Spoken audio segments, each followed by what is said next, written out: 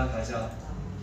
하나님께 나아가는 자는 반드시 그가 계신 것과 자기를 찾는 자들에게 상 주시는 이심을 믿어야 할지니라. 하나님은 영이시니 예배하는 자가 신령과 진정으로 예배할지니라. 아멘.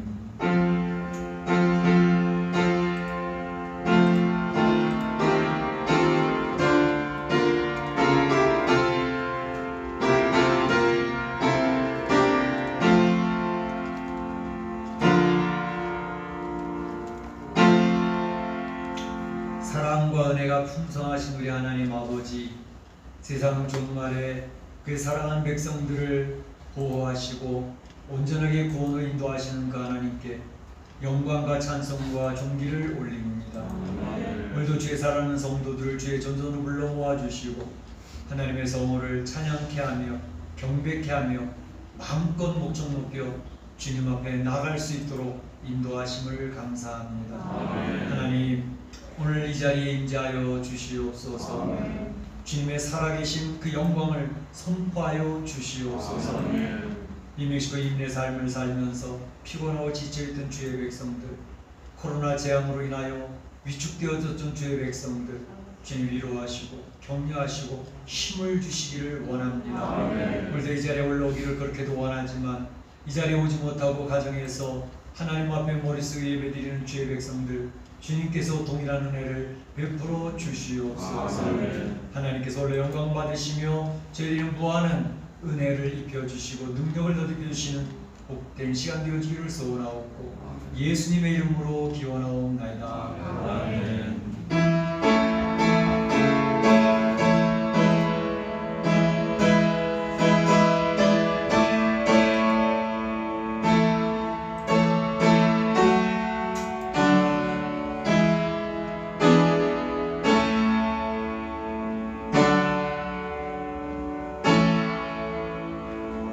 다 자리에 앉으시고 찬양 10장 연금아 모셔서 찬양을 드리겠습니다.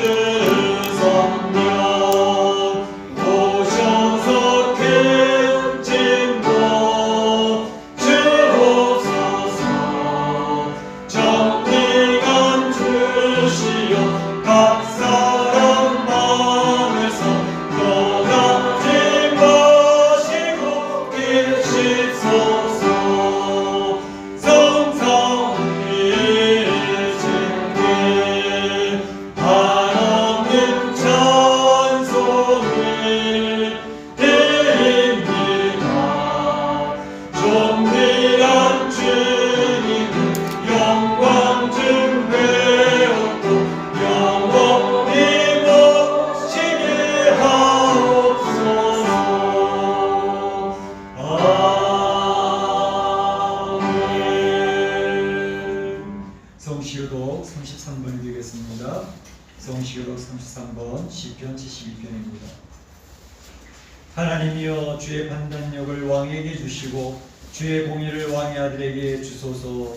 그가 주의 백성을 공의로 재판하며 주의 가난한 자를 정의로 재판하리니 의로 말미암아 산들이 백성에게 평강을 주며 작은 산들도 그리하리로다. 그가 가난한 백성의 억울함을 풀어주며 궁핍한 자의 자손을 구원하며 압박하는 자를 꺾으리로다. 그들이 해가 있을 동안에도 주를 두려워하며 달이 있을 동안에도 대대로 그리하리로다. 그는 그들을 내리는 비같이 땅을 적시는 소나비같이 내리리니 그의 날에 의인이 흥왕하여 평강의 풍성함이 달이 닿을 때까지 이르리로다. 그가 바다에서부터 바다까지와 강에서부터 땅끝까지 다스리리니 모든 왕이 그의 앞에 부복하며 모든 민족이 다 그를 섬기리로다. 아멘. 이 시간에는 우리가 다 같이 한 목소리 기도하는 시간이 되겠습니다. 지난 주간을 돌아보시길 바랍니다. 골방에서 만나주셨던 주님, 참으로 재앙으로 인해서 상 가운데서 힘들어하던 주의 백성들을 위로하셨던 주님의 손길, 주님의 음성 기억하고 감사를 올리시기 바랍니다. 하지만 연약한 우리의 모습이 있습니다. 주의 자녀가 살기를 원했지만 여전히 쓰러지고 넘어지고 낙심하고 절망하는 우리의 모습이 있습니다.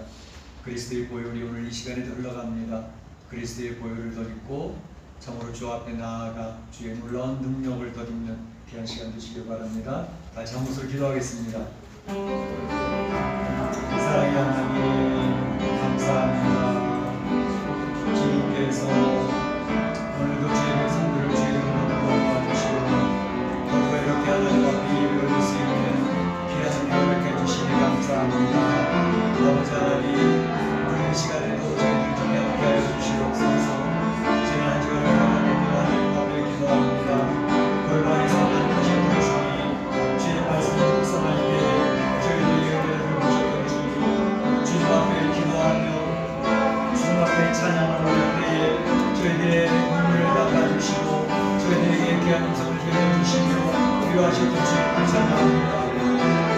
오늘도 이 시간에 주 앞에 나아가 하나님 앞에 예배드리는 원하오니 참 살아계신 하나님을 만나게 하여 주시고 세상 목자 되신 주님 앞에 마음을 찬양하게 하시고 하나님 앞에 명칭 공소를 죄를 얻고 귀한 시간 될 수 있도록 인도하여 주시옵소서.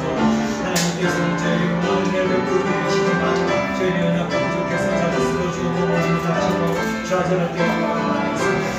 특별히 거듭나시고 재앙으로 말미암아 힘들어할 때 주님께서 저들에게 힘을 주시고 담대함을 주시고 용기를 주시옵소서.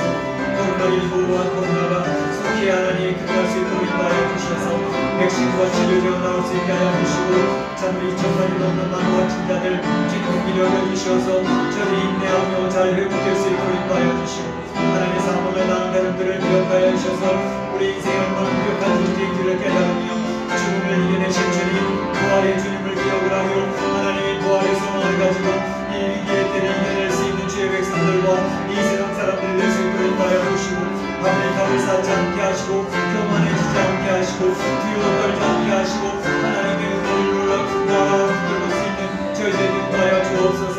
하나님 의료진들을 지켜주시고 하나님 교포사회를 지켜주셔서 확진자들이 강화지지 않게 하시고 사망자들도 줄어들 수 있게 하여 주시고 아버지 하나님 특별히 여기 미식하는 장로 위에 나이 드신 어르신부터 나이 이르기까지 조금도 하나님 전염병에 감염되지 아니하고 지켜줄 수 있도록 인도하여 주시고 저들이 하나님 아버지 이들을 잘 건너나갈 수 있도록 인도하여 주옵소서. 오늘도 살아계신 하나님의 음성을 드리며 저희 힘을 얻을 수 있는 귀한 시간 되도록 하나님 영광 받으시고 하나님께서 빛받으시는 귀한 시간 되도록 인도하여 주옵소서. 하나님께서 함께 하시길 감사하고 예수님의 이름으로 기도합니다. 아멘. 우리 사도 신경 같이 기도하겠습니다. 여러분은 무엇을 믿습니까? 전능하신 아버지 하나님 천지의 창조주를 믿습니다. 여러분은 무엇을 믿습니까? 나는 그의 위대하신 아들 우리 주 예수 그리스도를 믿습니다.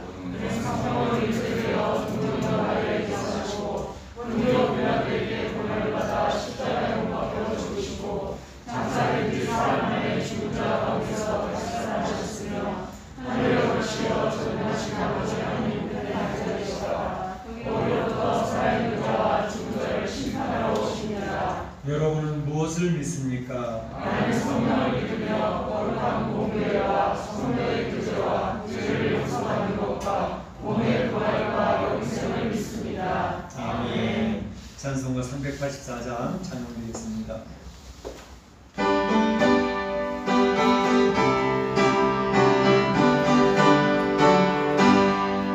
나의 가 그가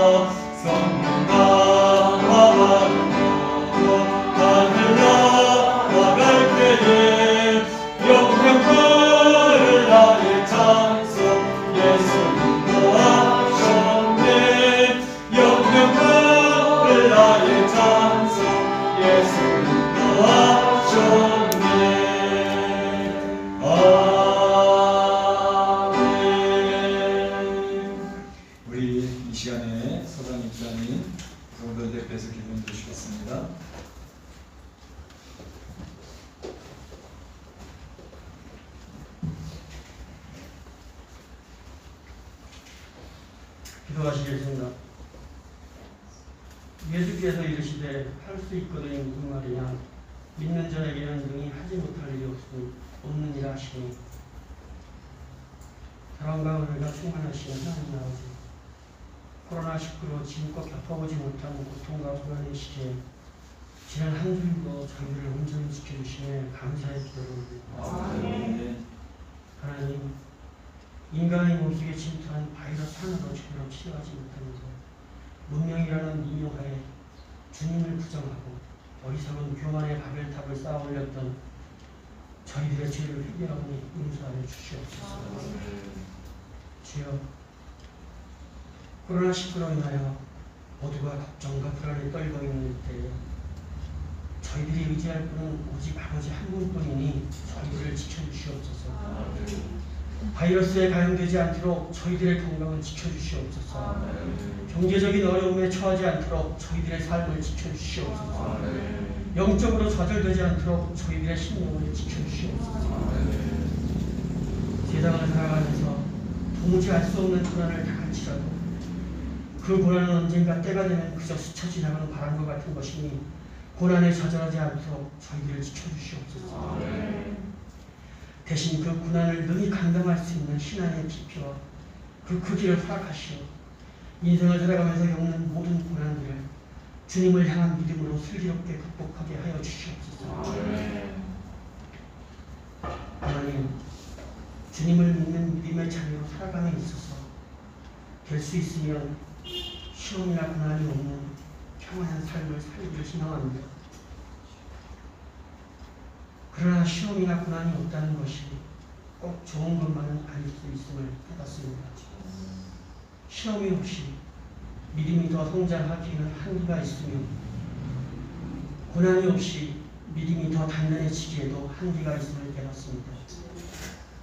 온실 속의 화초가 온실 밖으로 나가면 단 하루도 살지 못하고 시들어버리지만 들판에 핀 불독한 온갖 비바람에도 꺾이지 않고 아름다운 꽃과 향기를 피우듯이 저희들의 믿음도 시험과 고난을 통해 더욱더 성장하고 단단해져감을 믿습니다. 시험과 고난이 하나님으로부터 오는 것이다, 사탄으로부터 오는 것이다, 그것이 중요한 것이 아님을 깨닫습니다. 중요한 것은 고난을 대하는 저희들의 신앙 자세인 줄로 믿습니다. 시험과 고난을 대하는 우리의 신앙이 하나님께 흔들림 없이 매어 있다면 비록 사탄이 주는 고난이라 할지라도 마치 욥이 그랬던 것처럼 그 시험과 고난을 극복할 것이고 언젠가 그 고난의 시간이 지나면 주께로부터 더욱 큰 축복과 은총을 받을 것임을 굳게 믿사옵나이다. 그러하오니 주여, 이제껏 경험해보지 못한 코로나19와 같은 고난과 그로 인해 끝을 알 수 없이 길어지는 경제적, 육체적, 정신적 고통 속에서 저희들이 절대로 하나님에 대한 믿음을 놓지 않게 하여 주옵시고 그 믿음을 더욱 강건케 하여 주시옵소서. 또한 힘든 일상의 삶 속에서도 작고 소소한 일에 주님께 기쁨과 감사의 마음을 올리게 하여 주시옵소서. 그래야 이 고통과 고난의 시기가 지나면 저희들이 아버지의 더욱 성숙한 자녀로 성장케 하여 주시옵소서. 주여, 귀신 들린 아들의 병을 고치고자 하는 아베이 간청에 예수께서 하신 말씀을 해당합니다. 예수께서 이르시되 할 수 있거든 무슨 말이냐, 믿는 자에게는 능히 하지 못할 일이 없습니다 라고 말씀하신 예수의 음성을 듣습니다. 하나님, 저희들이 아버지를 굳게 믿사오니 저희들이 코로나19라는 질병을 단호히 물리치고 나아가 성령의 힘으로 거듭나게 하여 주시옵소서. 주여, 오늘날 전 세계에 퍼져나가고 있는 코로나19의 감염과 날마다 확진자 수가 증가하고 있는 상황에서 특히 이 멕시코 땅에서 살아가는 친구들 중 그 누구도 질병의 감염과 확진에 대하여 예외가 될 수 없음을 깨닫습니다. 주여, 간절히 바라옵나니 저희 성도분들 한 분 한 분 질병에 감염되지 않도록 주님의 사랑으로 눈동자같이 지켜주시옵소서. 그러나 이러한 한가한 시기에 혹시 만일 어느 한 분이 감염이 된다 할지라도 주님을 원망하고 주님 곁을 떠나는 시험에 들지 말고 하시고 그를 더욱 간절히 붙들어 주시오. 절망의 상황 속에서 주님께 흔들림 없이 꼭 붙어있는 굳건한 믿음의 자녀가 되게 하여 주시옵소서. 또한 저희 신앙 공동체가 그러한 성도를 비난하지 않게 하여 주옵시고 오히려 주님의 사랑으로 그를 따스하게 위로하고 감싸주는 그러한 신앙 공동체가 되게 하여 주시옵소서. 하나님, 코로나19의 어렵고 힘든 상황 속에서도 저희들을 인도하시고 주님 말씀으로 양육하시는 조재용 담임 목사님을 위하여 기도드립니다. 이 어려운 시기에 교육반에 강건하게 하여 주시옵고 특히 건강을 지켜주시오. 저희 어린 양들을 올바른 신앙의 길로 인도할 때 그의 건강이 상하지 않게 하여 주시옵소서.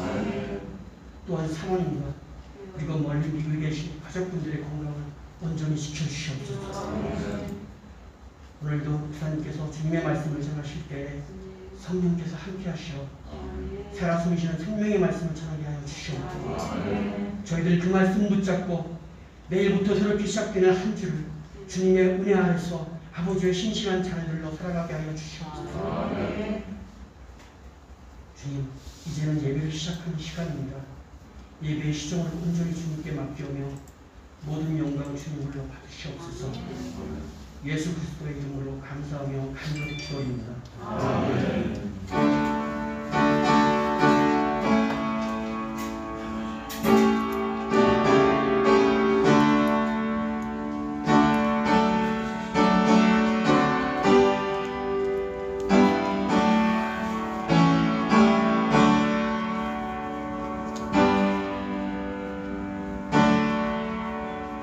나와 나의 백성 무엇이간데 이처럼 즐거운 마음으로 들림이었나이까. 모든 것이 주께로 말미암았사오니 주의 손에서 받은 것으로 주께 드렸을 뿐이니이다. 아멘.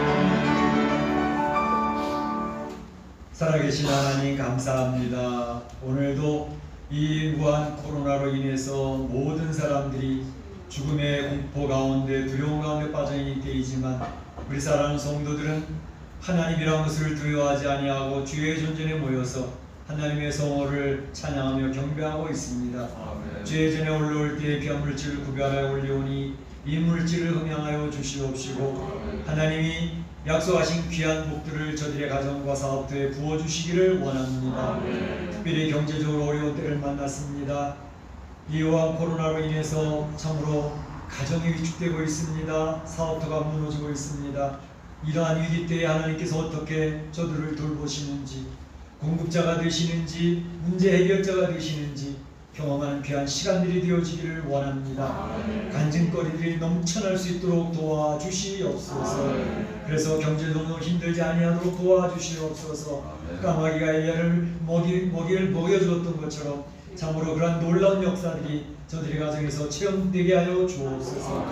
하나님 아버지, 이제 육신적인 건강을 지켜주시기를 원합니다. 저희 교회 연락하신 권사님들로부터 시작해서 나의 어린 주일학교 학생들이 이르기까지 조금 더 이 코로나에 감염되는 일이 없도록 지켜주시옵소서.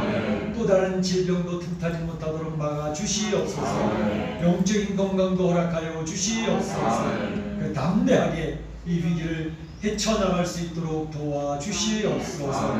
이 들여진 물질을 통하여 하나님의 나라가 확장되게 하시고 하나님 잃어버린 영혼들이 찾아지는 역사가 나타나게 하시고 주님의 교회가 건강하게 든든히 세워져 갈 수 있도록 도와주시옵소서. 예수님의 이름으로 기도하옵나이다. 아멘.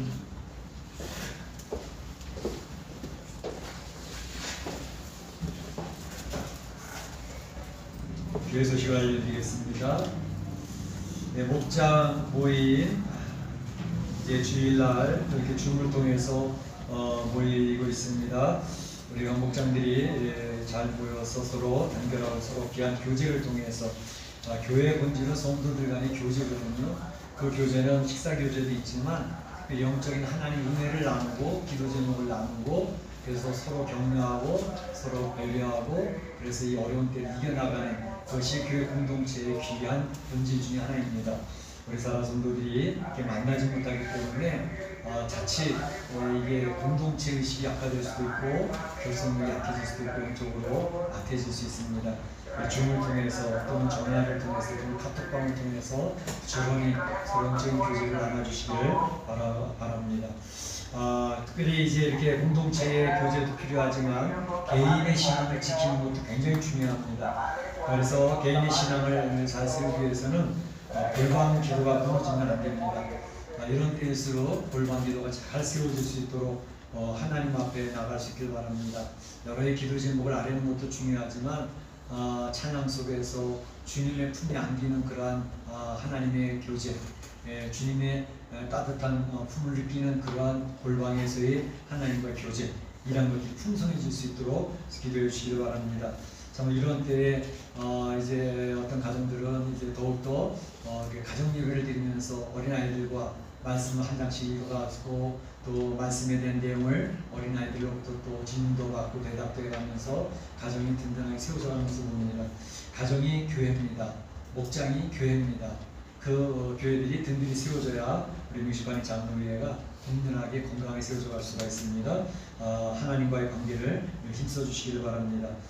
특별히 코로나19 이것이 이제 보통 심각하지 않습니다. 우리 멕시코도 또 세계에서 몇째 안에 들어가는 이러한 확진자와 또 사망자가 생기고 있는데 특히 조심해 주시길 바라고 지나치게 조심하셔도 됩니다. 그래서 어쨌든 장우리 성도들이 이 어려운 때에 잘 보호될 수 있도록 그래서 기도해 주시고 서로 조심해 주시길 바랍니다. 여전교회가 하반기에 릴레이 금식기도 오늘까지 실시가 되고 이제 은혜중이 마치게 되겠습니다. 우리 여전도 회원들이 참 우리 이런 어려운 때에 기도로 먼저 단을 쌓고 교회를 위해서 또 이 코로나쟁 물러가기를 위해서 또 들어온 조국을 위해서 기도한 얼마나 소망인데 이른지 모릅니다. 감사를 드립니다. 우리 남전도의 원래 셋째 주일에 짝수다 셋째 주일에는 남전도 원래가 있는데 이 우한 코로나로 인해서 모이지 못합니다.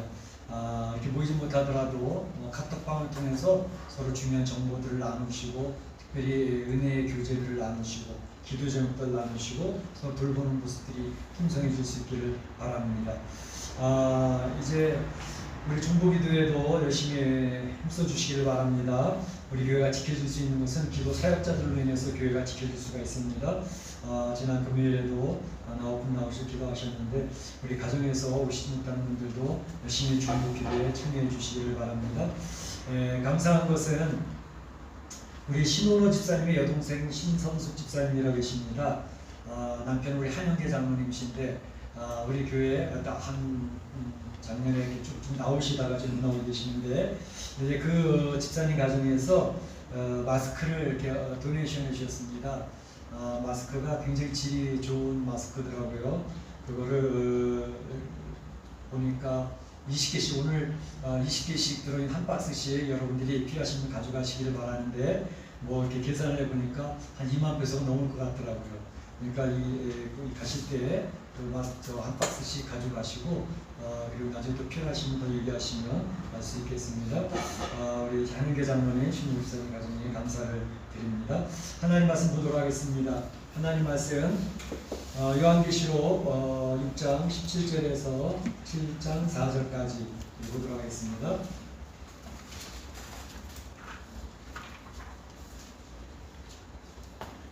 요한계시록 6장 17절 마지막 절부터 7장 4절까지 같이 한번 교독을 하도록 하겠습니다.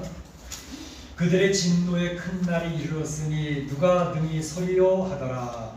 이 은혜의 나라를 천사가 땅에 고통에 선 것을 보니 땅의 사방의 바람을 붙잡아 바람으로 하여금 땅이나 바다에나 강물 안에 물지 못하게 하더라. 또 봄에 다른 천사가 살아계신 하나님의 인을 가지고 해 돋는 대로부터 올라와서 땅과 바다를 해롭게 할 권세를 받은 네 천사를 향하여 큰 소리로 외쳐 이르되 우리가 우리 하나님의 종들의 향을 미치기까지 땅이나 바다나 강물을 해하지 말라. 4절 같이 봅니다. 내가 인침을 받은 자의 수를 들으니 이스라엘 자손의 각 지파 중에서 인침을 받은 자들이 14만 4천이니 아멘. 14만 4천. 신앙생활을 어느 정도 해보신 분들은 이 14만 4천이라는 말을 종종 들어보셨을 것입니다. 왜냐하면 길거리에 한 서너 명씩 서가지고 이제 파수대라는 잡지 나눠주면서 전하는 그러한 이단들이 있지 않습니까? 그 이단들이 종종 14만 4천에 대해서 강조를 많이 하고 이야기를 하기 때문에 신앙생활을 어느 정도 해보신 분들은 많이 들어보셨을 것 같아요. 우리가 지금 요한계시록을 살펴보고 있는 가운데 요한계시록의 가운데 토막이 이제 6장에서부터 16장까지 7재앙이 3번 반복되는 내용이 나온다라는 것을 말씀을 드렸습니다. 그래서 지난 시간에 살펴봤던 6장에 7인의 재앙이 있고 그다음 8장 9장에 7 나팔의 재앙이 있고 또 15장 16장에 7 대접의 재앙이 나온다라는 것을 말씀을 드렸습니다. 그래서 7인의 재앙도 첫째 인을 뗄 때부터 여섯째 인을 뗄 때까지 재앙이 각각 그렇게 설명이 되어 있는데 7번째 인의 재앙은 따로 설명되지 않고 7번째 인을 뗄 때에 그 안에 7 나팔의 재앙이 그 안에 들어가 있는 것을 설명하고 있습니다. 그러니까 서로 맞물려 있는 것입니다.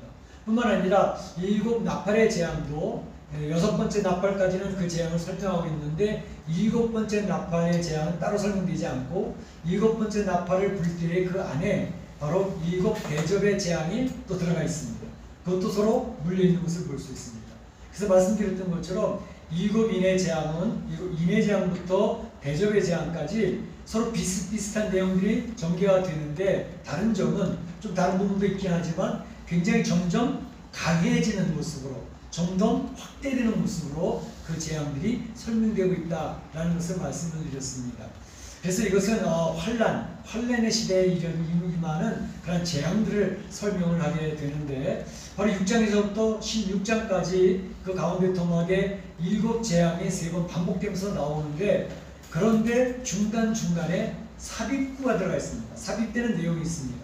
이를테면 오늘 7장에 이제 삽입되는 내용이 14만 4천 그리고 또 후반부에는 흰옷 입은 무리에 대한 삽입이 들어가 있습니다. 그런가 하면 10장에서부터 또 14장까지도 작은 책을 가진 천사의 이야기라든지 두 증인의 이야기라든지 두 짐승의 이야기라든지 한 그런 내용을 통해서 또 중간에 삽입이 되어져 있는 것을 볼 수가 있습니다. 그래서 요한계시록 가운데 토막은 그런 구조로 되어져 있다는 것을 머리에 그림을 그리시고 이 요한계시록을 이해해 나가시면 도움이 되겠습니다. 오늘은 특별히 7장에 있는 삽입된 내용 중에서 14만 4천에 대한 내용을 살펴보고자 하는데, 이 요한계시록의 14만 4천에 대한 내용이 이 7장 전반부와 14장 전반부에 또다시 한번 반복돼서 나오고 있습니다. 그래서 이 14만 4천이 도대체 뭘 얘기하는 걸까? 라는 걸 살펴보는데, 오늘 14만 4천을 살펴보면서 우리 하나님께서 우리에게 주신 은혜 내용들을 이제 살펴보고자 하는 것입니다. 그래서 살펴볼 것은 먼저 이 14만 4천이 언급된 배경이 무엇인가 라는 것을 먼저 생각해 보겠고, 두 번째는 14만 4천이라는 건 무엇을 얘기하는 거냐 라는 것을 살펴보겠고, 마지막으로는 이 14만 4천이 인침을 받는데 그 14만 4천이 인침받는 것에 대해서 말씀을 드리며 하나님의 은혜를 나누고자 하는 것입니다. 먼저 생각해 볼 것은 14만 4천이 언급된 배경에 대해서 생각해 보도록 하겠습니다. 이 7장이 14만 4천이 되고 있는데, 이 내용은 앞에 나와 있는 6장의 후반부에 있는 내용과 서로 연결이 되어지고 있는 것을 볼 수가 있습니다. 그러니까 6장 16절에 보게 되면 그 어린 양의 진노에서 우리를 가리우라 라고 하는 것을 얘기하고 있고, 또 17절에 보게 되면 진노의 큰 날이 이르렀으니 누가 그 진노 앞에 능히 설 수 있겠는가 라고 하는 그런 질문을 하는 내용이 나오고 있습니다. 이제 그 지난 시간에 우리가 생각해 봤던 6장에 나와 있는 6인에 있는 내용이 머릿속에 지금 어느 정도 정리가 되셨나요? 예, 그 말로 나와 있는 말들이 4개의 말들이 나오고 있었죠.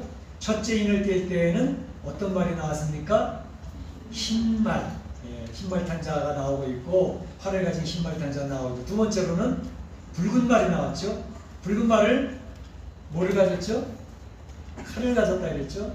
그 다음에 세 번째로는 검정말이 나왔죠. 검정말 탄자가 있는데, 검정말 탄자는 뭘 가지고 있다고요? 저울을 가지고 있었다 그랬죠. 저울. 그리고 이제 네 번째 말은 청황색 말을 탄자가 나왔는데, 이 청황색 탄 그 말, 이 청황색은 그 사망이라 이렇게 이야기를 했던 것을 볼 수가 있습니다. 그래서 이제 청황색 이 내용들, 그래서 흰 말은 활을 가지고 전쟁을 일으키는 국제전쟁, 대규모 전쟁을 이야기하는 것이 설명될 수 있겠다. 붉은 말, 사육의 이러한 놀라운 일들인데, 이건 내전이나 민족과 민족이 싸우는 그러한 내용들이 포함되어진 것을 볼 수 있겠다. 또 검은색 말은 저울을 가진 것을 통해서 이 세상의 경제적인 그러한 것을 통해서 재앙이 임한다. 그래서 이제 베네수엘라 같이 놀라운 인플레이션을 통해서 잘 사는 세계에서 잘 사는 나라에 속했던 베네수엘라가 갑자기 최빈민국으로 떨어지는 그러한 사회주의 국가가 되어졌다라는 것을 말씀을 드렸고, 그 다음에 청황색 말은 뭐예요? 병상에 누워있는 방자와 같이 놀끼리하고 이제 붉은색을 띠는 그러한 사람 모양으로 이제 사망에 이르게 되어지는 그러한 것. 곧 거기에 중요한 것은 질병에 대한 문제인데, 그건 온역, 전염병을 통해서 이러한 그래서 옛날에 패스트, 흑사병을 통해 가지고 얼마나 많은 사람이 죽었었는가라는 것을 설명을 잠깐 드렸고, 다섯 번째는 말이 안 나오죠. 제단 아래 뿌려진 피, 순교한 사람들이 부르짖는 내용이 다섯 번째 인을 뗄 때 나왔고, 여섯 번째 인을 뗄 때에는 자연재해, 천재지변의 내용이 나왔다. 그 천재지변이 나올 때 오늘 지금 읽어드렸던 16절, 17절에 있는 내용이 그 천재지변, 자연의 재앙이 막 쏟아지게 될 것인데, 그때에 이 땅에 있는 사람들, 특별히 땅의 임금, 그리고 땅의 왕들, 그리고 장군들, 그리고 부자, 강한 자, 이 세상에서 남부러울 곳이 없이 큰 권세를 가지고 떵떵거리는 그런 사람을 비롯해서 평범한 모든 사람에 이르기까지 그들이 외치는 내용이 있습니다. 그 내용 뭐냐면, 불에 숨어서, 바위 틈에 숨어서 그들이 이 어린 양의 진노를 우리가 어떻게 피할 수 있겠느냐 라고 하는 탄식하는 내용이 나옵니다. 그때에 바로 진노의 이 큰 진노의 날이 이르렀으니, 그렇다면 이 세상 모든 사람들, 임금, 왕, 장군, 강한 자들도 이렇게 난리인데, 부자들도 난리, 우리를 어떻게 피할 수, 어디로 도망갈까 난리인데, 그때에 능히 피할 사람들은 누구냐? 라고 질문하는 그 질문에 대한 대답으로 나오는 것이 14만 4천이 그 진노를 피하게 될 것이다 라고 이야기하고 있는 것입니다. 14만 4천. 그래서 오늘 이 14만 4천을 생각하는데, 특별히 왜 이런 것들을 중간에 삽입 내용으로 집어넣었을까? 7 재앙이 반복해서 계속되어진 대환란이 벌어지고 있잖아요. 이 집에 살는 모든 사람이 아우성입니다. 우리는 죽게 되었구나, 망했구나, 누가 우리를 지켜줄 것인가 소리치는 그때에 바로 14만 4천이 보호를 받게 될 것이니 라고 이야기를 함으로써 재앙의 날에, 대환란의 시기에 지켜질 자들이 있다라는 것을 이야기하는 내용이 핵심이 되는 내용입니다. 그러면 두 번째로 14만 4천은 누구냐? 라는 것에 대해서 생각해 볼 필요가 있겠습니다.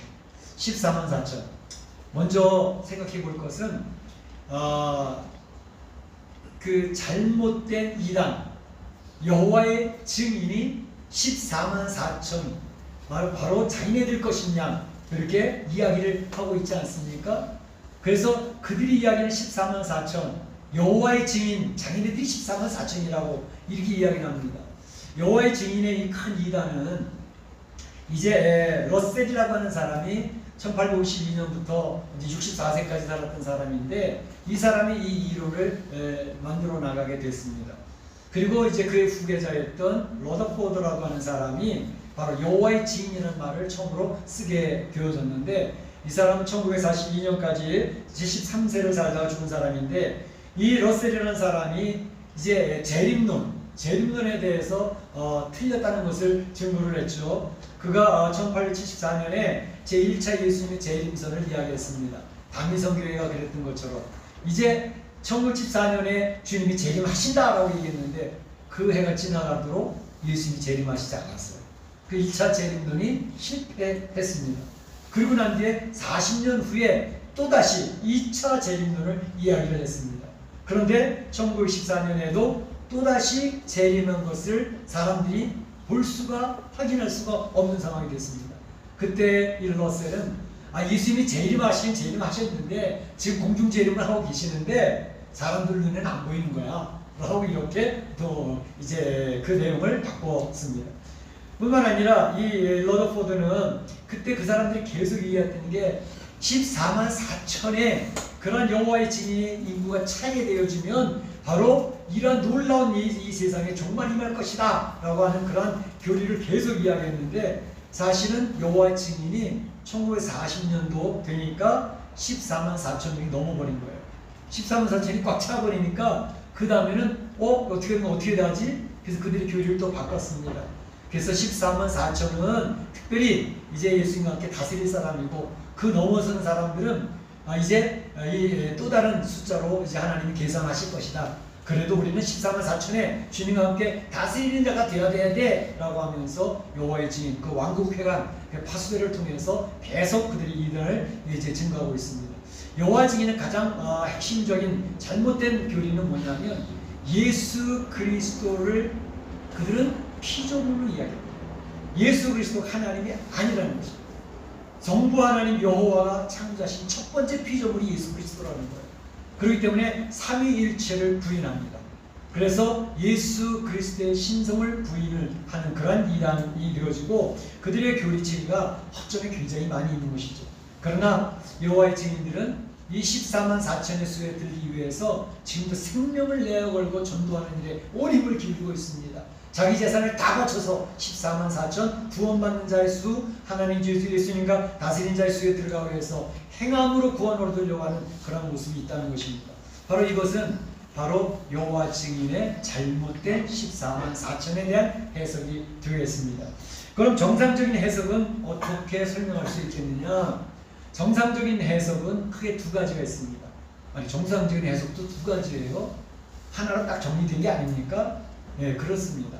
왜냐하면 이 하나님께서 14만 4천을 설명하실 때 분명하고 확실하게 설명해 준 내용이 아니기 때문에 그것을 바로 정상적인 해석의 범위에 들어가는 두 종류를 이야기할 수가 있는 것입니다. 첫째 해석은 문자적인 해석이고 두 번째 해석은 상징적인 해석입니다.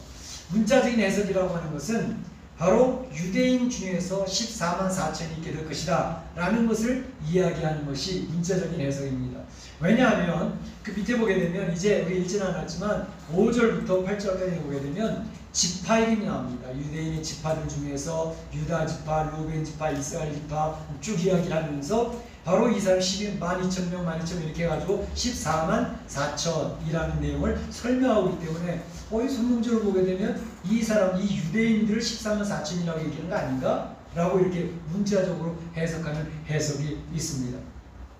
그래서 이 유대인들이 환란의 시대에 이제 돌이켜서 구원을 받고 이들을 통해서 예수 그리스도를 증거하는 중요한 역할을 감당해야 될 것이다 라고 하는 그런 해석이 있습니다. 두 번째 상징적인 해석은 바로 유대인뿐만 아니라 이방인들이 14만 4천에 속하는 것이다. 완성된 교회, 참 이스라엘, 그것을 설명하는 것이 바로 14만 4천이다. 이렇게 이야기를 하고 있는 것입니다. 이게 유대인이라고 딱 단정 짓는 것보다는 유대인과 이방인 중에서 복음을 믿고 있는 그리스도인들이 14만 4천이다라고 보는 이유가 여러 군데 있습니다. 우선 신약에서 성도들, 크리스천들을 이야기할 때 그 신약의 성도들, 이방인 중에서도 예수님을 믿어 하나님의 자녀가 된 사람들을 아브라함의 씨라고 설명을 합니다. 아브라함의 씨. 그래서 갈라디아 3장 29절에서 사도 바울은 너희가 그리스도의 것이면 그 아브라함의 자손이요 약속대로 유업을 입을 자니라. 그래서 이방의 이제 신약 시대의 이방인들이 그리스도 안에 들어와서 아브라함의 자손이 되었기 때문에 하나님 나라의 기업을 받을 유업을 이을 자가 되어졌다는 사실을 통해서 유대인과 이방인을 특별히 사도 바울이 구별하지 않았다고 하는 점입니다.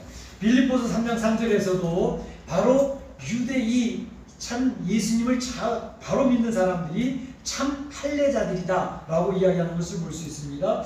예수를 자랑하고 육체를 신뢰하지 아니하는 우리가 곧 할례파다 라고 사도 바울이 이야기하고 있습니다. 사도 바울 자기 자신이 유대인의 정통파입니까? 그런데 나는 내가 유대인의 혈육의 정통을 주장하지 아니하고 곧 예수 그리스도로 말미암아 이제 표면적 유대인, 몸에 할례를 행했던 그 유대인이 아니고 이면적 유대인, 남의 할례를 받은 그런 하나님의 백성이 이제 하나님의 자녀 참 이스라엘이다 라는 것을 이야기하고 있습니다.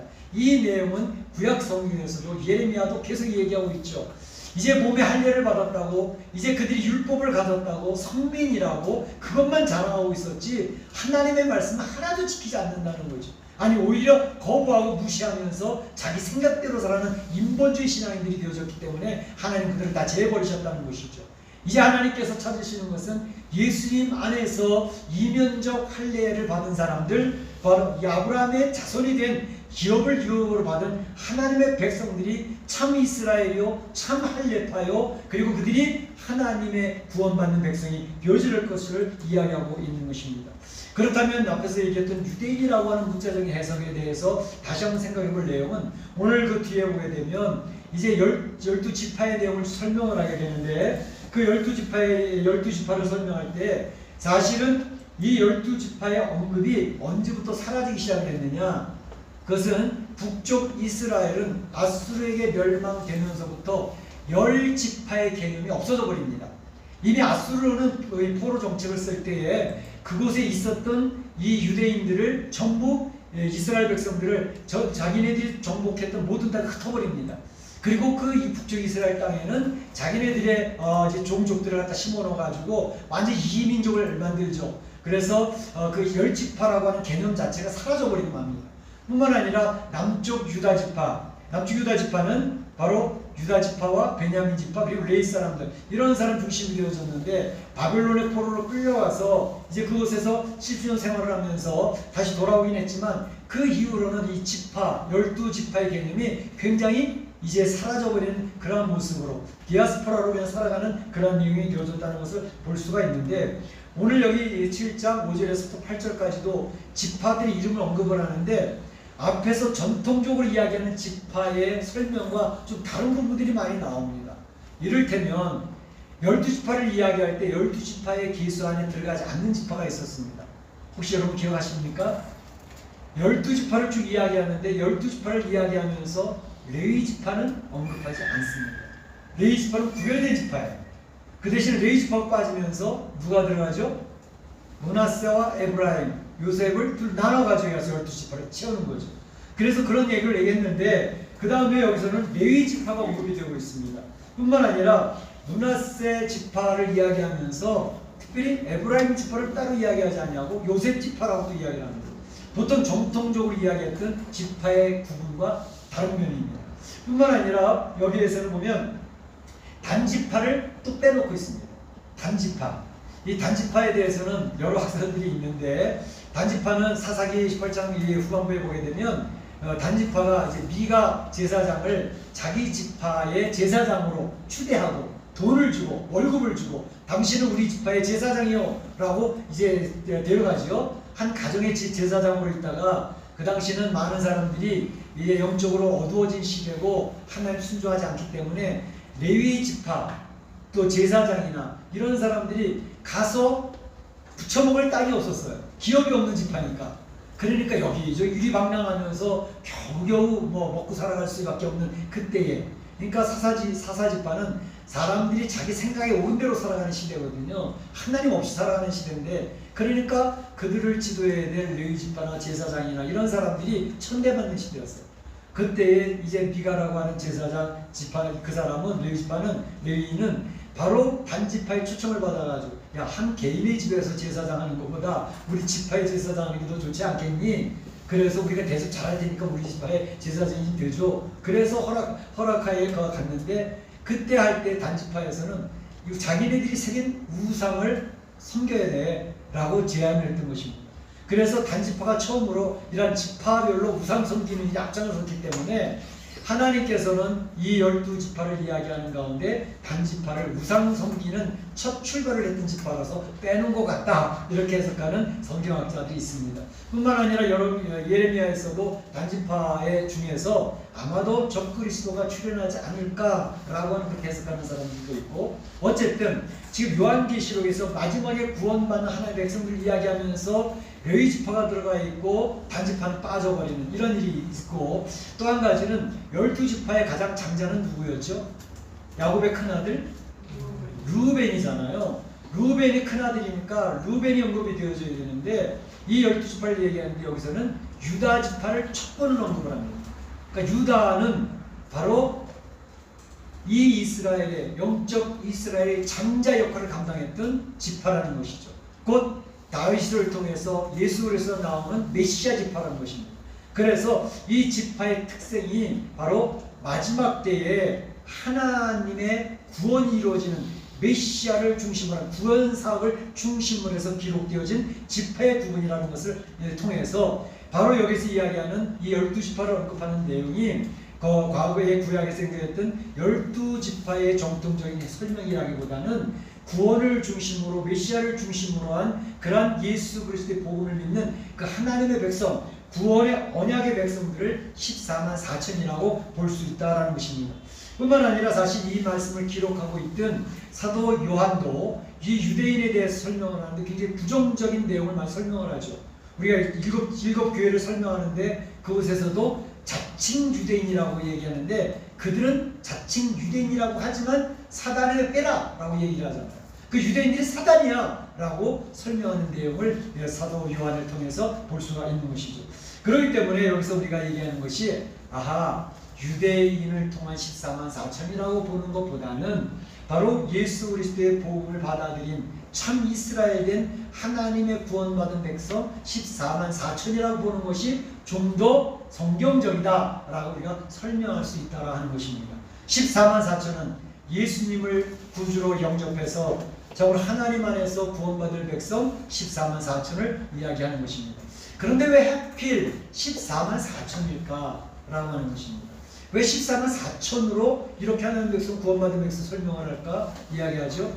자, 여기에는 이제 144가 되려면 12의 제곱 12의 자승이잖아요. 12 곱하기 12 하면 144가 됩니다. 곱하기 1000해서 13은 47이 되는데 12라고 하는 숫자가 나오는 것은 어떻게 나오느냐? 3 곱하기 4 하면 12가 나옵니다. 그렇죠? 예. 그리고 또 7이 나오는 것은 어떻게 되죠? 3 더하기 4 하면 7이 나오죠. 그래서 7이라고 하는 숫자는 성경에서 굉장히 중요한 의미가 있고 완전수로 설명이 되어지는데 바로 이 3하고 4를 곱한 것이 12, 그거의 자승, 제곱한 것이 144인데 3하고 4가 의미하는 게 뭘까? 3이라고 하는 숫자는 바로 삼위일체 하나님의 수입니다. 하나님의 수가 3입니다. 뿐만 아니라 그럼 4는 또 뭘까? 4는 바로 땅의 숫자입니다. 동서남북. 그래서 4의 수에서 하늘과 땅, 그것이 온전하게 하는 그 수를 3 더하기 4 해서 7하면 완전수, 3 곱하기 4에서 12, 그것에 자승하면 144. 그래서 그것도 완전수를 설명하는 것이 되겠습니다. 특별히 1000이라고 하는 것은 10의 3승이잖아요. 10의 3승. 이 히브리의 개념에서 3제곱을 한다는 것은 완전한 것을 이야기하는 것이고 온전하고 충족한 것을 의미하는 것입니다. 그러니까 바로 144 곱하기 1000에서 이제 구원받은 하나님의 수, 이 완전수에다 충족수를 해서 14만 4천이라고 하는 숫자를 의미한다고 이야기할 수 있습니다. 물론 이제 구약의 12지파, 신약의 12제자, 그래서 12, 12. 그래서 그것은 12 곱하기 12에서 이제 144라고 하는 것을 의미하는, 그렇게 설명하는 학자들도 있습니다. 그러니까 144, 14만 4천이 나왔다는 것은 그러한 것을 배경으로 해서 나왔다는 것을 기억을 하시고, 그것보다 가장 중요한 것은 14만 4천은 예수 그리스도를 구주로 영접하고 바로 하나님 앞에 구원받을 하나님의 백성이라고 하는 사실, 그것을 기억하는 것이 필요하다 하는 것입니다. 그러면 이 14만 4천이 누군가에 대해 설명을 드렸는데 왜 오늘 성경에서는 이 14만 4천의 백성들에게 인을 치는가 하는 것입니다. 인을 치는 장면이 여기서 특별한 모습이거든요. 인은 도장을 찍는단 말이죠. 인을 친다고 하는 내용이 있는데 오늘 본문에 보게 되면 하나님께서 천사를 통해서 이 14만 4천에게 인을 쳐라 라고 이야기했는데 우리 2절에 보게 되면 살아계신 하나님의 인을 가지고 3절에 보게 되면 이마에 인치기까지 땅과 바다와 나무를 해하지 말라. 이마에 인치기까지. 4절에 보게 되면 인침을 받은 자들은 14만 4천이니. 그래서 인. 이거는 도장이 인자입니다. 도장을 찍는 것을 이야기합니다. 자, 인을 찍는다. 이게 인이라고 하는 것은 헬라어로 스프라기스라고 하는 단어로 되어 있습니다. 스프라기스. 이거는 뭐냐면 소유권, 보증, 그런 의미거든요. 그런데 우리가 이제 쉽게 생각을 하면 옛날에 이제 서부 영화 같은 거 보게 되면 말이나 소나 이런 자기 소유들은 불도장을 찍잖아요. 슬레에서 불에 달궈가지고 탁 찍어서 이건 어느 집 거, 어느 집 거 이렇게 표시를 하잖아요. 그래서 자기 소유권을 주장을 합니다. 뿐만 아니라 실제로 옛날에 노예제도가 있을 때 노예들에는 이마에다가 이제 표시를 찍어서 이거 어느 집 노예라는 표시를 찍기도 했다는 것입니다. 그래서 그걸 인을 찍음으로 말미암아 자기 소유를 표시하는데, 그런데 과연 여기서 하나님께서 그 14만 4천의 이마에 인을 찍는다 할 때 과연 성도들의 이마에다 도장을 찍는 것일까? 그렇지는 않습니다. 바로 도장을 찍는다는 것은 이제 그 이마라고 하는 것은 누가 보든지 잘 보일 수 있는, 확인되어지는 그러한 장소, 대표적인 그런 자리에 하나님의 표시가 이제 나타나게 된다는 것을 의미하는 것으로서 이것은 바로 이제 그 하나님의 백성이 인격, 그 하나님 백성들이 행동하는 행동, 하나님 백성들의 삶 속에서 하나님의 백성이라는 것이 두드러지게 표시가 되어준다는 것을 의미하는 것을 이야기합니다. 그러니까 성도들의 모습을 보면, 그들의 삶의 모습을 보면, 그들의 인격을 보면 그 안에 하나님의 사람이라는 표시가 드러난다는 것입니다. 확실하게 드러난다는 것입니다.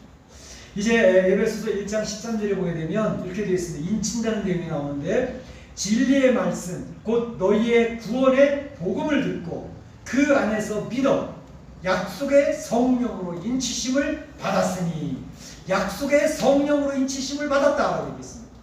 예수님 하나님의 말씀을 듣고 복음을 듣고 그 복음을 믿었더니 예수님을 믿었더니 그 예수님을 믿은 것 때문에 성령이 그 안에 인을 친다는 것입니다. 성령으로 말미암아 넌 하나님의 백성이야 라고 인을 치는 그런 역사가 성도들에게는 나타난다는 것을 이야기하고 있습니다. 우리 사랑 성도들은 인침 받은 줄로 믿습니다. 아멘. 믿습니다. 아멘. 14만 4천의 하나님의 백성인 줄 믿습니다. 아멘. 바로 인을 친 거예요. 여러분은 성령은 인침을 받은 사람들이에요. 근데 인침을 받았다고 하는 것의 중요한 개념은 뭘까? 도장을 찍는다. 인을 찍었다. 노예 이마에다 도장을 찍었다. 불도장을 찍었다. 그건 뭐냐면 내 거라는 것입니다. 내 거. 소유권을 주장하는 것입니다. 이 하나님의 백성들은 하나님 거야 라고 이야기하는 것입니다. 여러분 내 거라고 하는 개념이 얼마나 중요한지 아시죠? 심지어 어린아이들한테도 장난감을 하나 사주잖아요. 형제들 간에도 자기 장난감은 절대 뺏기지 않으려고. 그거 내 거라니까. 아, 오빠가 왜 내 거 뺏어가냐고. 그래서 형제들끼리도 자기 거에 대한 소유에 대한 개념이 확실합니다. 마찬가지로 하나님께서 이 세상에 많은 인생이 있지만 성령으로 예수 그리스도로 성령을 인친 하나님의 백성은 내 거라고 하는 소유를 강하게 주장하고 계시는 것입니다. 그래서 이사야서 43장 1절 말씀 이렇게 얘기하시죠. 너희는 두려워하지 말라. 내가 너를 구속하였고 내가 너를 지명하여 불렀나니 너는 내 것이라. 너는 내 것이라. 할렐루야. 예, 하나님께서 여러분의 이름을 지명하여 지명 한 명 한 명이 여러분 이름을 불러가면서 내가 하나님의 소유로 불렀어. 너희는 내 것이다. 너는 내 거야. 라고 소유권을 하나님 주장하신다는 것입니다. 얼마나 감사한 일이에요. 얼마나 감사해요. 성령의 인치심을 받아서 하나님의 소유된 백성. 얼마나 감사해요. 그런데 여기에는 더 놀라운 하나님의 은혜가 있습니다. 자, 소유된 백성이라고 인을 치는 그 이유는 무엇 때문일까? 그것은 바로 이 환난의 때에 마지막 때에 하나님의 보호의 대상됨을 선언하는 것입니다. 하나님이 내 것이기 때문에 내가 보호할 거고 내가 지킬 거야 라는 것을 이야기하는 것입니다. 그래서 여기 1절에 보게 되면 이런 내용이 있습니다. 내가 네 천사가 땅 네 모퉁이에 선 것을 보니 땅의 사방에 바람을 붙잡아 바람으로 하여금 땅에나 바다에나 각종 나무에 불지 못하게 한지라 그랬습니다. 지금 이게 7가지 재앙이 3번 반복되면서 나오고 있는 중이잖아요. 그런데 이런 제7 재앙 대환란이 펼쳐지기 바로 직전에 하나님께서 잠깐 정지! 그렇게 해서 네 천사에게 시키는 겁니다. 무엇을 시키냐면 땅 네 모퉁이를 잡아 당겨. 그래서 바람이 불지 못하게 해라. 내가 내 백성 14만 4천의 인을 칠 때까지 보류라고 하면서 유보를 시키는 그런 장면이 나옵니다. 그래서 바람이라고 하는 것은 바로 하나님이 진노와 하나님의 심판의 역사가 나타나는 것을 바람을 통해서 보여주는 것입니다. 천재지변을 통해서 이 세상에 하나님의 재앙이 있다는 것을 선포하는 것처럼 이 하나님이 바람을 불어서 이제 재앙이 대환란의 시가 쫙 펼쳐질 텐데 그때 잠깐 천사 4명을 네 구덩이 모서리에서 그걸 바람을 붙들고 있어. 나무나 이런 각종 나무들이 해지지 않도록 해를 받지 않도록. 근데 이 요한이 이 성경을 기록할 당시만 하더라도 세상 사람들의 세계관, 이 지구관은 어떤 형성이냐면 이 지구가 동그랗다는 것이 발견되기 전까지 천동설을 주장을 하고 지동설을 주장하는데 그때는 사람들의 생각이 세상이라고 하는 개념이 바로 땅이 평평한 사각형으로 생각을 했어요. 그래서 사도 바울이 이제 땅 끝까지 이르러 내가 복음 증거를 하겠다 해가지고 서바나까지 스페인까지 가서 복음을 전하고 이거 땅 끝인 줄 알았단 말이에요. 그러니까 성경을 기억하는 사람은 그 당시의 지식으로는 땅이 동그래서 지구가 동그랗다 생각한 게 아니라 땅의 내용을 평평한 사각형식으로 되어져 있다는 생각을 많이 했어요. 그런데 바로 네 천사가 네 구덩이 잡았다는 것은 이 세상을 바로 네 천사가 딱 잡아가지고 재앙이 하나님 진노와 심판이 펼쳐지기 전까지 잠깐 유로, 보류 이렇게 하나님 중지시켜 놨다는 것을 의미하는 것입니다. 언제까지? 바로 하나님의 백성들의 인을 칠 때까지.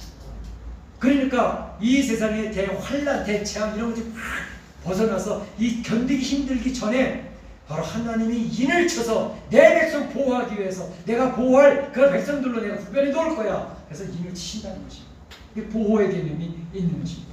그래서 14만 4천의 언약의 백성들은 하나님께서 끝까지 붙드시고 끝까지 보호하셔서 그들을 보존해서 결국 그들을 구원해 내시겠다고 하는 하나님의 강한 의지가 이 안에 포함되어져 있는 것입니다. 이거를 소위 말하는 견인의 교리라고 합니다. 견인. 우리가 이제 제도훈련반에서 그런 공부를 하지만 구원의 서정이 있죠. 구원의 서정의 단계들을 쭉 설명을 해요. 그 단계는 첫째는 부르심이 있다 했습니다. 내적 부르심과 외적 부르심이 있다 했어요. 두 번째로는 부르심을 받은 중생을 한다 했습니다. 거듭나게 되는 것입니다. 거듭나게 되어지면 따라오는 것이 회개가 와요. 그러니까 성령으로 거듭나면 회개가 저절로 아 내가 죄인이구나 하는 것을 알게 되는 것입니다. 그 다음에 죄인인 것을 알게 되니까 죄인 되면 지옥 가는 건데 그럼 누가 나를 이 상황에서 건져내지? 라고 외침 속에서 믿음이 생깁니다. 믿음은 하나님이 만들어주신 구원의 일이 있었구나. 그 예수 그리스도께서 십자가에서 나의 죄를 해결해 주시고 죄된 내 자리에서 하나님의 의인된 자리를 불러주시는 거구나.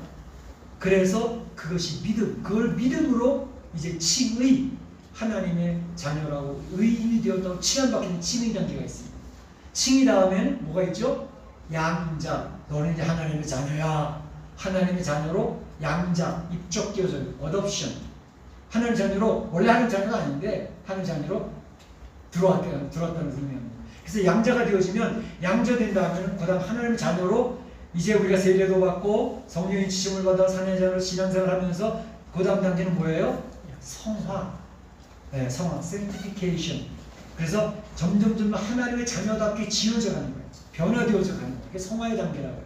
근데 성화의 단계를 가는 동안에 우리 신앙생활 하면서 하나님 나라 갈 때까지 성화의 단계를 가는 거거든요. 근데 올라갔다 떨어지고 또 하나님 잔치처럼 기쁘고 즐겁고 성화 이제 거룩하게 변화되어지고 갔다가 또 다시 옛날로 돌아가고 이게 계속 반복이 되어져 가면서 가요. 그래서 제가 나사못에 대한 설명을 꼭 설명을 합니다. 맨날 뒤돌아서 옛날처럼 돌아간 것 같지만 그러면도 조금씩 달라지는 진전이 있다라는 얘기입니다. 그런데 우리가 신앙생활 잘하고 막 그냥 충성스럽게 막 감정이 너무 격해서 하늘 막 눈물로 찬양을 그러던 하나님을 돌아보니까 막장 돌아보고 옛날 모습으로 다시 돌아와 있어. 실망을 하고 구원의 기쁨을 잃어버려. 이러다 나 구원 못 받는 사람 될지도 몰라. 구원의 확신을 잃어버린 그런 자리까지 떨어져. 이런 것이 계속 반복이 되는 게 성도들이 살입니다. 그럴 때 하나님께서 얘기하는 게 내가 있잖아. 내가 성도의 견인으로 하나님이 한번 택한 백성, 창세는 택한 백성이기 때문에 내 기쁘신 뜻대로 뽑아낸 백성이기 때문에 하나님의 거룩한 성도로 구별하는 백성이기 때문에 내가 책임지고 너를 네가 실패하고 넘어지든 생각하지 아니하고 너를 하나님 사람으로 변화시켜서 하나님의 나라에 입성을 시킬 거야. 라고 하나님의 강한 의지가 성도의 견인의 길입니다. 그래서 견인이 있는 거예요. 구원은 내 의지, 나의 행동이 따르는 게 아니라 하나님의 선택과 하나님의 경륜 섭리에 의해서 구원받게 된다는 것입니다. 그래서 우리는 구원받는 거예요. 내가 아무리 잘해도 소용없어요. 아무리 못해도 상관없어요. 그래서 영화의 단계는 우리 죽는 순간 하나님의 나라에 하나님 보좌 앞으로 부활의 몸을 이제 있게 되어서 영화의 나라로 들어가. 영화의 단계, 글로리피케이션이라. 그게 마지막 최종의 단계입니다. 우리 지금 요한이 최종의 단계를 보러 나가고 있는 중입니다. 그래서 이 성도의 견인의 교리가 굉장히 중요합니다. 많은 성도들이 신앙생활하면서 올라갔다 떨어졌다 막 열심히 충성을 다짐했다 또 옛날로 돌아갔다가 그게 반복되는 것 같지만 그 가운데 하나님의 붙드심과 지키심과 끝까지 보호하고 보존하겠다고 하는 그래서 퍼지비어런스라고 하는 이 견인, 보존에 대한 교리 이것이 굉장히 중요한 이 장로교 교리의 특징입니다. 그런데 바로 이러한 것을 통해서 하나님께서 이야기하시는 게 에베소 1장 4절을 보게 되면 창세전에 그리스도 안에서 너희를 택하사 창세전에 하나님은 미리 우리를 택하셔서 그리스도 안에서 택하셔서 그 앞에서 거룩하고 흠이 없게 하시려고 이렇게 택하셨거든요.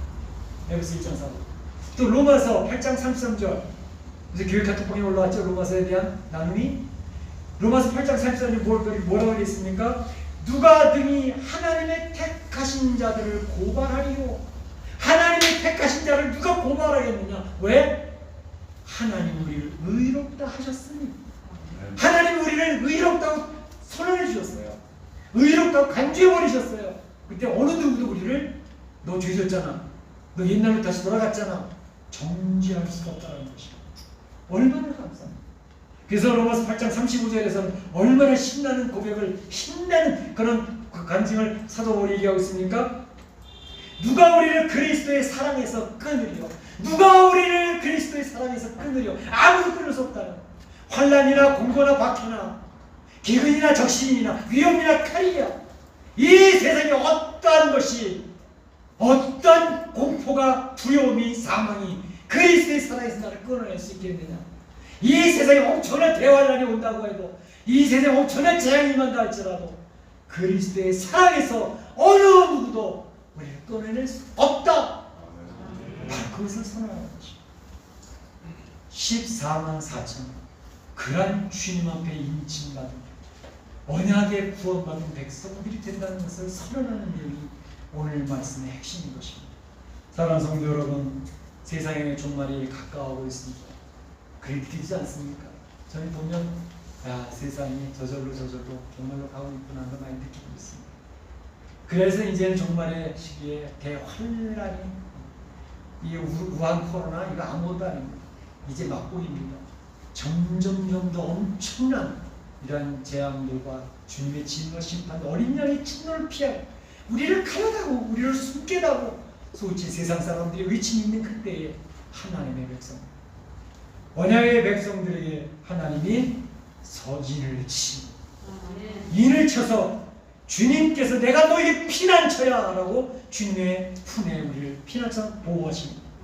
안전하게 보호하시면서 이 세상의 승리자가 되어서 하나님 나라, 영화의 나라, 하나님 보호자 앞으로 옮겨가는 주의 백성이 되는 줄로 믿습니다. 믿습니다. 우리 사랑하는 성도들의 가정에, 성도들의 개인의 그러한 하나님의 축복이 넘치기를 주의 이름으로 축원합니다. 축원합니다. 이 시간에 다 같이 한번 기도하겠습니다. 오늘 받은 바 말씀을 기억을 하고, 내가 14만 4천 성령으로 인침받은 주의 백성이구나 하는 사실을 확신하시고, 그 구원의 확신, 하나님의 견인의 교리, 하나님 의롭다고 칭해주신 우리를 그리스도 사이에서 어느 누구도 절대 끊을 수 없다는 하나님의 소유된 백성을 기억을 하고 자신감을 가지고 어떤 환난이 와봐라 내가 나는 이길 수 있다, 그리스도의 은혜로 이길 수 있다는 확신을 가지고 이 세상에 되시기 바랍니다. 다 같이 기도하겠습니다. 사랑하는 하나님 감사합니다. 오늘도 14만 4천의 대선생님을 기억하겠습니다. 예수 그리스도의 피로 성령으로 인치심받은 주의 백성들, 구원받은 구원에 보장된 주의 백성들입니다. 하나님 사랑하는 성도들이 이러한 확신을 갖고 이 재앙의 날에, 이 주님의 재림 마지막 하나님께 죽음도 흔들림도 없이 확신을 가지고 이 세상을 이겨낼 수 있게 하시고, 두려워하지 않게 하시고, 공포에 빠지지 않게 하시고, 이겨낼 수 있게 하여 주옵소서. 내가 너를 지명하여 불렀나니 너는 내 것이라, 내가 보호하겠다, 나의 품에 피난처로 들어와 저리 쉬라고 말씀하신 주님을 들을 수 있도록 인도하여 주시옵소서. 예수님의 이름으로 기도하옵나이다. 아멘. 같이 일어나셔서 사랑합니다 나의 예수님, 사랑합니다 나의 예수님 찬양하겠습니다.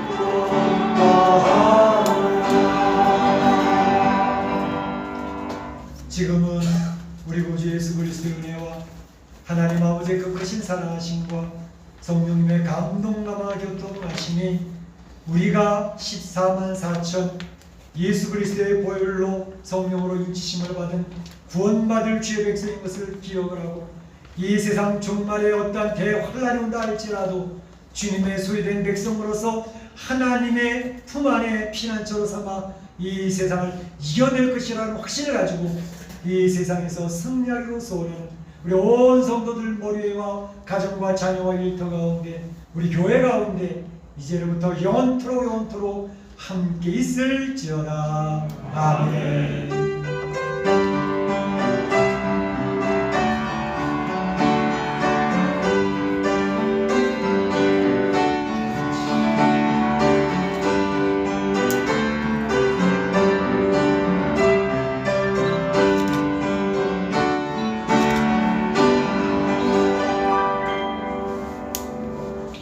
감사합니다. 됐습니다.